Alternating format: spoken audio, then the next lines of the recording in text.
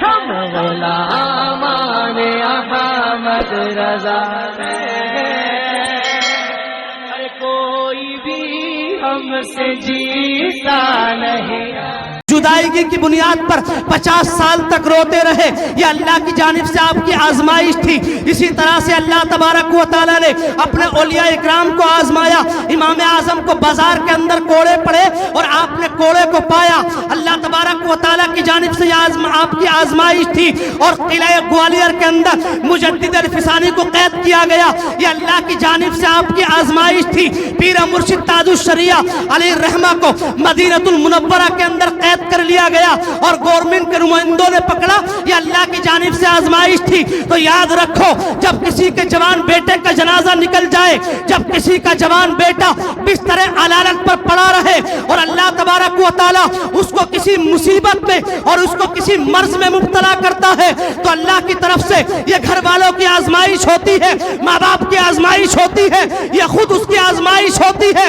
لیکن یاد رکھو، آزمائشوں پر جو لوگ صبر کرتے ہیں، کامیاب دنیا میں اور کامیاب آخرت میں وہی لوگ ہوتے ہیں جو مصیبتوں پر صبر کرتے ہیں۔ اسی لیے جب بیٹے کا انتقال ہو جائے، باپ کو صبر کرنا چاہیے۔ جب بیٹے کا جنازہ اٹھے، ماں کو صبر سے کام لینا چاہیے۔ جب بھائیوں کا جنازہ اٹھے، بھائیوں کو صبر سے کام لینا چاہیے۔ اسی لیے اللہ تبارک و تعالیٰ نے ارشاد فرمایا، وَبَشِّرِ الصَّابِرِينَ، میرے محبوب صبر کرنے والوں کو خوشخبری سنا دو، اور جو لوگ دنیا میں صبر کرتے ہیں اللہ اس کا صلہ قیامت کے دن عطا فرماتا ہے۔ سبحان اللہ، سبحان اللہ، نعرہ تکبیر، نعرہ تکبیر، نعرہ رسالت، نعرہ رسالت، مسلک اعلیٰ حضرت، مسلک اعلیٰ حضرت محفل ایصال ثواب مفتی عبدالقادر صاحب قبلہ، نعرہ تکبیر، نعرہ رسالت۔ امام اوزاعی رحمت اللہ تعالیٰ علیہ بڑے پائے کے بزرگ اور بہت بڑے عالم دین گزرے ہیں۔ یہ فرماتے ہیں کہ مجھے ایک بزرگ نے بیان کیا کہ میں مصر کے جنگلوں کی جانب جاتا تھا تاکہ کسی اللہ والے کی زیارت کروں، اور اس کی زیارت کرنے کے بعد اس کو فیض سے مستفیض ہو جاؤں، اس سے کچھ فیوز و برکات حاصل کروں۔ امام اوزاعی بیان فرماتے ہیں کہ اس بزرگ نے مجھ سے بیان کیا، اور یہ بزرگ کہتے ہیں کہ میں ایک مرتبہ مصر کے بیابان جنگل کی طرف چلتا ہوں، تو جیسے ہی جنگل کے قریب پہنچتا ہوں، ایک جھوپڑی کے اندر ایک اپاہج انسان ہے، جس کے دونوں ہاتھ بھی نہیں ہیں، جس کے دونوں پیر بھی نہیں ہیں، آنکھوں سے اندھا ہے، لیکن پھر بھی وہ جھوپڑی کے اندر اللہ تبارک و تعالیٰ کی حمد و ثنا کو بیان کر رہا ہے، اللہ تبارک و تعالیٰ کی تعریف و توصیف کو بیان کر رہا ہے۔ یہ بزرگ کہتے ہیں میں نے سوچا میں اس کے پاس جاؤں گا اور اس سے ضرور پوچھوں گا کہ ایسی کون سی چیز ہے کہ جس کی بنیاد پر تم اللہ تبارک و تعالیٰ کی حمد و ثنا بیان کر رہے ہو۔ یہ بزرگ کہتے ہیں میں جھوپڑی کے قریب گیا اور میں نے اس کو سلام کیا، سلام کا جواب دیا، اور میں نے کہا میں تم سے ایک سوال کرنا چاہتا ہوں، کیا میرے سوال کا جواب دو گے؟ اپاہج انسان کہتا ہے اگر میرے پاس تمہارے سوال کا جواب ہوگا تو تمہارے سوال کا جواب میں ضرور دوں گا۔ یہ بزرگ کہتے ہیں میں نے اپاہج انسان سے پوچھا اچھا ذرا یہ بتاؤ، نہ تمہارے دونوں ہاتھ ہیں، نہ تمہارے دونوں پیر ہیں، نہ آنکھیں تمہارے پاس ہیں، لیکن پھر بھی تم اللہ کی تعریف کر رہے ہو، اللہ کی حمد و ثنا بیان کر رہے ہو، کس چیز پر تم اللہ تبارک و تعالیٰ کی حمد و ثنا کو بیان کر رہے ہو؟ تو یہ اپاہج انسان کہتا ہے کیا تم جانتے نہیں ہو کہ اللہ تبارک و تعالیٰ نے میرے ساتھ کیا معاملہ فرمایا ہے؟ یہ بزرگ کہتے ہیں میں تو سب کچھ جانتا ہوں کہ اللہ نے تمہارے ساتھ کیا معاملہ فرمایا ہے۔ اپاہج انسان کہتا ہے سنو، اگر اللہ چاہتا تو میرے لیے آسمان سے بارش کو نازل فرماتا اور بارش مجھے سیلاب کے ساتھ بہا کر کے لے جاتی، لیکن اللہ نے ایسا نہیں کیا۔ اگر اللہ چاہتا تو زمین کو شق کر دیتا، وہ مجھے اپنے اندر سمو لیتی، لیکن اللہ نے ایسا نہیں کیا۔ اگر اللہ چاہتا تو پہاڑوں کو حکم دیتا، وہ میرے اوپر گر جاتے اور مجھے پیس کر کے سرما بنا دیتے، لیکن ایسا نہیں کیا۔ اللہ اکبر، یہ کہتے ہیں اگر اللہ چاہتا تو آسمان سے آگ کو نازل فرما دیتا اور مجھے جلا کر کے خاک کر دیتی، لیکن اللہ نے ایسا ایسا نہیں کیا. یہ بزرگ کہتے ہیں سنو, اس اپاہج نے کہا یہ اللہ تبارک و تعالیٰ کی نعمتیں ہیں کہ اللہ نے بارش نہیں بھیجی, آگ کو نازل نہیں فرمایا, اللہ نے پہاڑوں کو نہیں بھیجا, اور اللہ نے زمین کو شق نہیں کیا. اسی چیزوں کی بنیاد پر میں اللہ کا شکریہ ادا کر رہا ہوں, اللہ کی حمد و ثنا بیان کر رہا ہوں. پتہ چلا اگر اللہ تبارک و تعالیٰ کسی انسان کو اگر ہاتھ کی مصیبت میں مبتلا فرمائے, یا پیروں کی مصیبت میں مبتلا فرمائے, یا آنکھوں کی مصیبت میں مبتلا فرمائے, تب بھی ہر حال میں انسان کو اللہ کا شکریہ ادا کرنا چاہیے, اللہ کی حمد و ثنا بیان کرنی چاہیے. جب انسان اللہ کا شکریہ ادا کرتا ہے تو اللہ تبارک و تعالیٰ راضی ہو جاتا ہے اور دونوں عالم خوش ہو جایا کرتے ہیں. بے شک سبحان اللہ. نعرہ تکبیر, نعرہ تکبیر, نعرہ رسالت, نعرہ رسالت. مسلک اعلی حضرت, مسلک اعلی حضرت محفل ایصال ثواب مفتی عبدالقادر صاحب قبلہ. نعرہ اپاہج تکبیر. نے کہا سنو میرا ایک کام ہے, کیا تم کرو گے؟ تو یہ بزرگ کہتے ہیں اگر میرے کرنے کا ہوگا تو ضرور کروں گا. اپاہج انسان نے کہا میرا ایک بیٹا ہے جو نماز کے وقت میں روز آتا ہے اور میرے کام کاج سے مجھ کو فارغ کرانے کے بعد چلا جاتا ہے, لیکن پچھلے 2 دنوں سے نہیں آیا, تم اس کو تلاش کر کے لا دو. یہ بزرگ کہتے ہیں میں کچھ ہی دیر چلا تھا تو میں نے دیکھا درندے ایک نوجوان کی لاش کو پھاڑ کر کے کھا رہے ہیں. بزرگ نے کہا ہو نہ ہو یہ اسی اپاہج باپ کا بیٹا ہے جس کو درندے کھا گئے ہیں. اب یہ سوچنے لگے میں کیسے اس کے بیٹے کی موت کی خبر دوں کہ باپ کو صبر آئے, میں کس لہجے میں کہوں کہ باپ کو صبر آئے. بزرگ آنے کے بعد کہتے ہیں اپاہج انسان سن, میں تجھ سے ایک سوال کروں گا, کیا میرے سوال کا جواب دے گا؟ یہ کہتا ہے اگر میرے پاس سوال کا جواب ہوگا تو ضرور دوں گا. اپاہج انسان سے ان بزرگ نے کہا کہ سنو کیا ایوب علیہ نبینا علیہ السلام کا مرتبہ زیادہ ہے یا تمہارا زیادہ ہے؟ بزرگ کہتے ہیں بلا شبہ وہ اللہ کے نبی ہیں, اور اللہ تبارک و تعالیٰ نے ان کو نبی بنا کر دنیا کے اندر مبعوث فرمایا تو مرتبہ انہی کا زیادہ بڑا ہے. یہ بزرگ کہتے ہیں کہ اللہ نے ان کو مصیبت میں مبتلا نہیں فرمایا. کہتے ہیں یہ اپاہج انسان کے ہاں اللہ نے ان کو مصیبت میں مبتلا کیا, لیکن اللہ تبارک و تعالیٰ کی مصیبت جو دی ہوئی تھی اس پر انہوں نے صبر سے بھی کام لیا تھا. یہ بزرگ کہتے ہیں اب تم بھی اپنے بیٹے کی خبر کو سنو اور صبر سے کام لو. یہ کہتے ہیں جس بیٹے کی تم بات کر رہے ہو تمہارے بیٹے کو درندے پھاڑ کر کے کھا گئے ہیں اور تمہارے جوان بیٹے کا انتقال ہو گیا ہے. اللہ اکبر. جیسے ہی ایک باپ نے اپنے بیٹے کی خبر کو سنا تھا, باپ دل برداشتہ ہو گیا, آنکھوں سے آنسو جاری ہو گئے اور ایک زوردار چیخ مارتا ہے باپ, اور جوان بیٹے کی لاش پر باپ کیسے صبر کرتا ہے, اس باپ سے صبر نہ ہو سکا اور اس کے بعد صبر کرتا ہوا اللہ اکبر چیخ مار تک اس دنیا کو چھوڑ کر کے اللہ کی بارگاہ سے جا ملتا ہے. اللہ اکبر. یہ بزرگ کہتے ہیں اب میں بیابان جنگل میں اکیلا تھا, میں سوچنے لگا بیابان جنگل میں اس باپ کو کیسے غسل دوں اور کیسے قبر کھودنے کے بعد دفن کروں.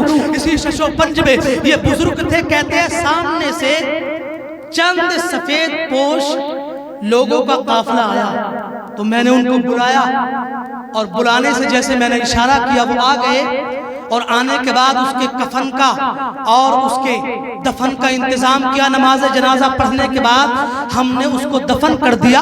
یہ بزرگ کہتے ہیں دفن کرنے کے بعد وہ قافلہ تو نورانی لوگوں کا چلا گیا, لیکن شام کا وقت ہو چکا تھا, رات اپنا پردہ ڈال رہی تھی. اب مجھے اس سے محبت ہو گئی تھی, اب میرا دل نہیں چاہتا تھا کہ اس انسان کو بیابان جنگلوں میں قبر کی اندھیری کوٹری میں چھوڑ کر کے جاؤں. یہ بزرگ کہتے ہیں رات کے اندھیرے میں, رات کے سناٹے میں قبر کے قریب میں سو گیا, اور کیا دیکھتا ہوں جیسے ہی میری آنکھ لگتی ہے خواب دیکھا یہی انسان ہے, جسم پر قیمتی ہرے کلر کا ایک جبہ ہے, سر پر امامہ شریف ہے اور ہاتھ میں قرآن مقدس ہے, قرآن کی تلاوت کرتا ہے اور ہونٹوں پہ ہنسی کھیل رہی ہے, قرآن کی تلاوت کر رہا ہے اور ہونٹوں پر ہنسی کھیل رہی ہے. یہ بزرگ کہتے ہیں کیا تو میرا وہی دوست نہیں ہے کہ بیابان جنگل میں جس کا انتقال ہو گیا تھا اور ہم نے تجھے کفن دفن کر کے تیرا انتظام کر کے تجھ کو دفنا دیا تھا۔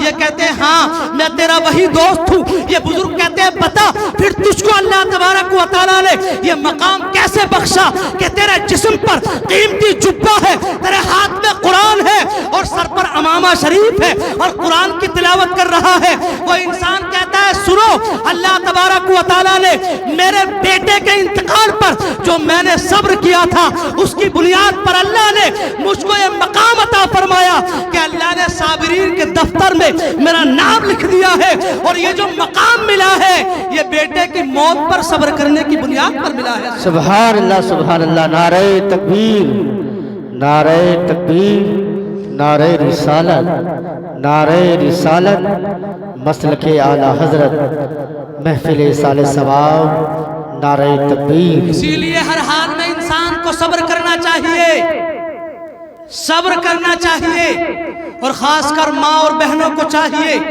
کہ کسی کے بھی انتقال پر وہ صبر کریں۔ یہ بیان بازی کر کے رونا، یہ سینہ پیٹنا، یہ چیخنا چلانا، یہ شریعت محمدیہ کے اندر ناجائز اور حرام ہے۔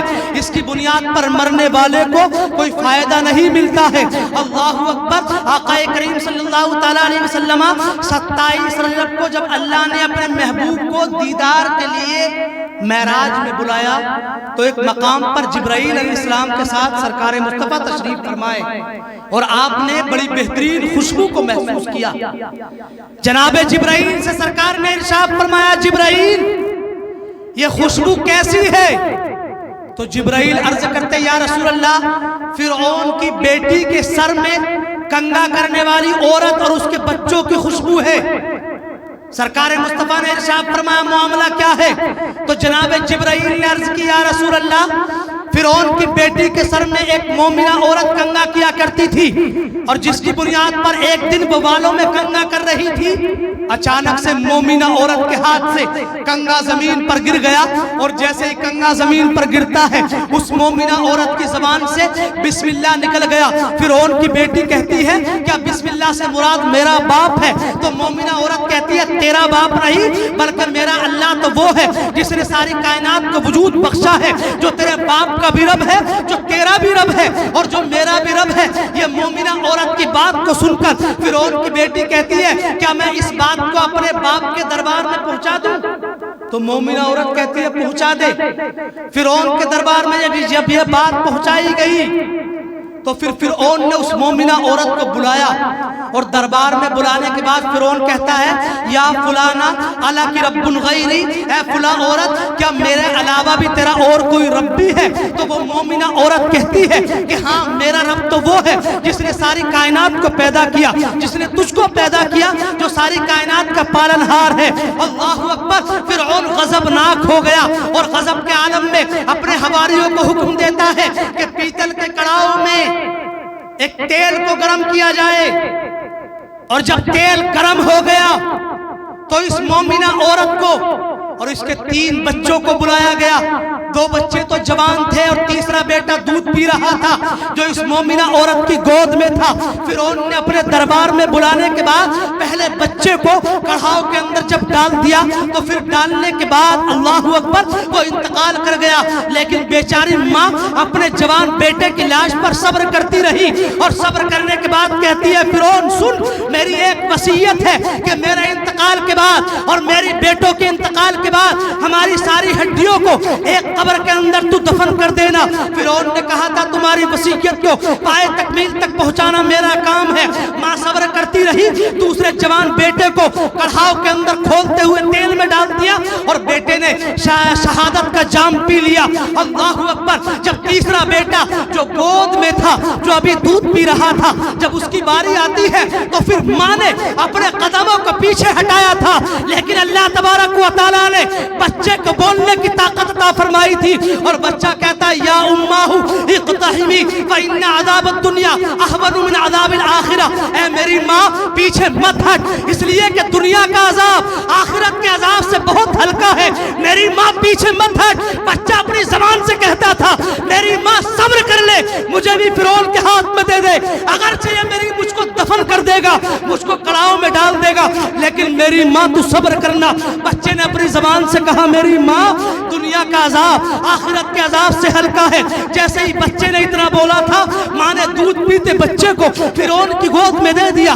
ظالم فرعون نے دودھ پیتے بچے کو کڑھاؤ کے اندر ڈال دیا۔ لیکن میری ماں اور بہنوں، اس روایت سے میں تم کو بتانا چاہتا ہوں، جس کا جوان بیٹا اس کی نگاہوں کے سامنے ظالموں کے ہتھے چڑھ جائے، جس کا جوان بیٹا ظالموں اس کو تیل میں ڈال دے، اور جس کا دودھ پیتا نونہال جو ابھی گود میں تھا اس کو ماں کی نگاہوں کے سامنے جب کڑھاؤ میں ڈال دیا، تو یہ بیچاری مومنہ عورت روتی رہی ہے، چیختی رہی ہے، چلاتی رہی ہے، بلکہ صبر کا دامن تھام کر سرکار مصطفیٰ کی امت کی عورتوں کو درس دیتی ہے۔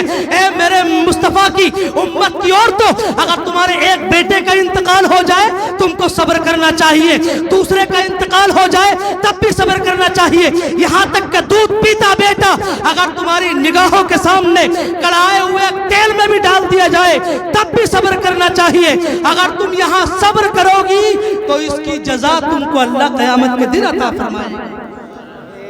یہ صبر کا فائدہ ہے، صبر کا فائدہ۔